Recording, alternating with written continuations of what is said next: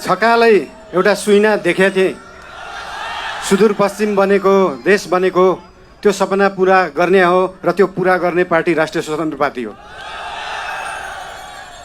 बोहराजी बुझेछौ कि नै?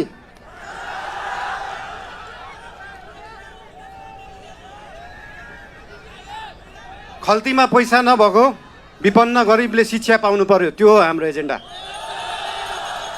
खल्तीमा पैसा नभएको विपन्न गरिबले स्वास्थ्य उपचार पाउनु पर्यो, त्यो हो हाम्रो एजेन्डा।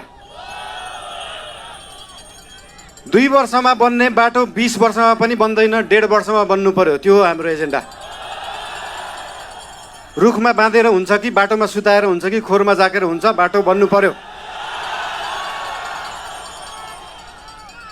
यहाँ त बाटो बनाउनलाई यो भेगमा मेरो भोट छैन, यहाँको बाटो किन बनाउने, यो भेगमा मेरो भोट छैन किन बाटो बनाउने। राष्ट्रिय स्वतन्त्र पार्टी सरकारमा गयो भने काङ्ग्रेस हिँड्ने बाटो पनि बनाउँछ, एमाले हिँड्ने बाटो पनि बनाउँछ, माओवादी हिँड्ने बाटो पनि बनाउँछ, सबै नेपाली जनता हिँड्ने बाटो बनाउँछ।